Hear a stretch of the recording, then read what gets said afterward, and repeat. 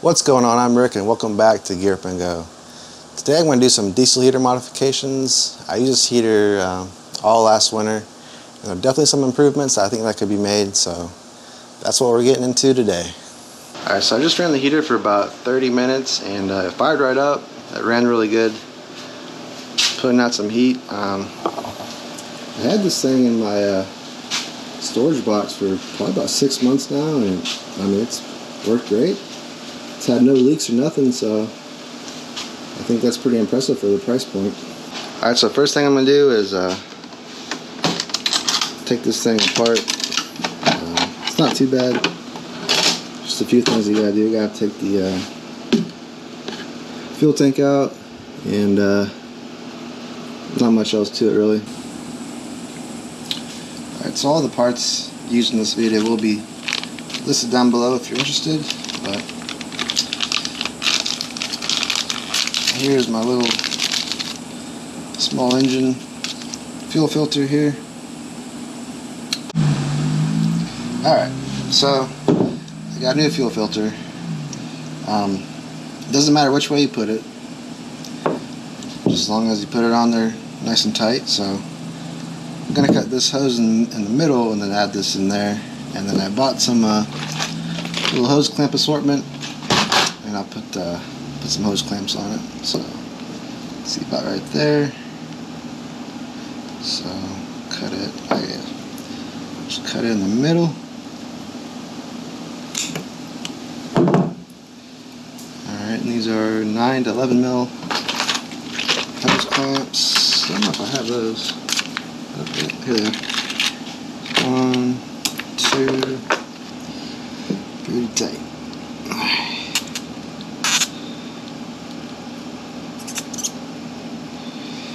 There she goes. Alright, so there we go. So now I'll just tighten that up.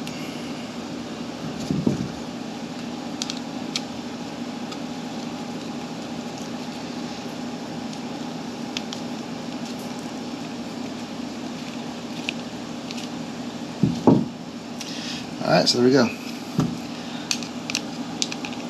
Now I just have to put this in back on the fuel pump, and then put the other one back on the tank and tighten it up. Alright, so I got the fuel line back in with the filter. One thing I did want to do, but I'm a little bit too lazy, is to put some sound deadening material around the fuel filter or the fuel pump. I just don't feel like tearing that thing out of there, so. And I've slept with it before. It's really not that bad, so I'm just not going to do it. But if it really bothers you, you could go for it. I think there's just like 4 bolts on the bottom of here, and it's probably not too bad, but I'm just being lazy. But anyway, so I got the fuel filter on here. The next one I'm going to do is I'm going to try and make this plug better. I don't like how they did the plug, so I'm going to try. I bought a little connector off Amazon, and I'm going to see if I can kind of renovate this a little bit.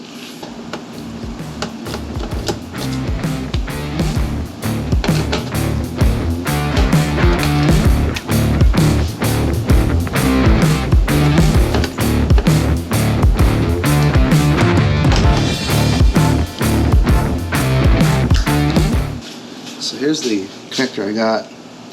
Just a good DC connector. Has a little seal on it, so it should be somewhat water resistant, but so that's clearly not going to fit in there.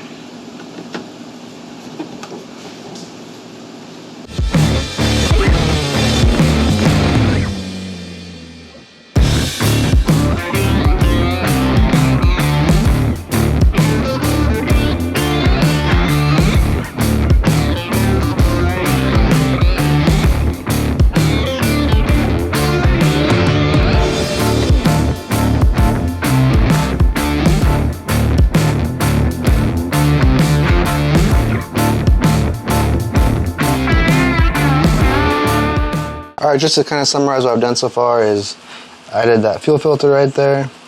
That wasn't too bad, pretty easy. And then I also took out this plug this AC plug they had in there. It's not as clean as I would like it, but it's a much better design.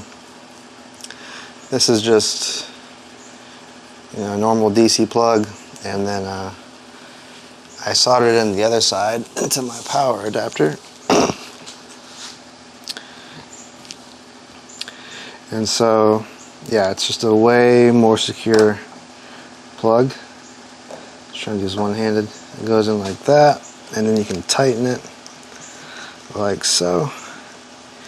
And what I like about this is you can't just accidentally unplug the heater, which has happened to me last winter. It started raining, so I wanted to put the heater under the tonneau cover, and in doing so, it actually nudged the AC plug loose, and this shut off mid-operation, which is not good because you want it to purge and stuff after you turn it off. So, you know, it's not as clean as I'd like it, but this is way more safe and way more secure, so pretty happy with it. Okay, so mod number 3, and that is, again, really simple, but just having some good ducting work is really important. The biggest problem with the Hcalory heater is the overheating code. I think it's error code 3. Essentially just overheats and then it'll shut off. I had the same issue, as well as some other people from my previous video commented they had that issue. So it's a 3-inch outlet, and I like to get the 4-inch expander right here. It goes from 3-inch to 4-inch. And also get some good aluminum ducting. You want to make sure it's quality stuff, not just the cheapest thing you can find, because sometimes it'll just smell weird if it gets really hot. So make sure you get some good aluminum ducting, and yeah, that'll probably save you some trouble with overheating, and also you'll have no smells or nothing. So I have these thumb screw hose clamps, and this is 4-inch ducting, and it goes to this 4-inch to 4-inch coupler right here.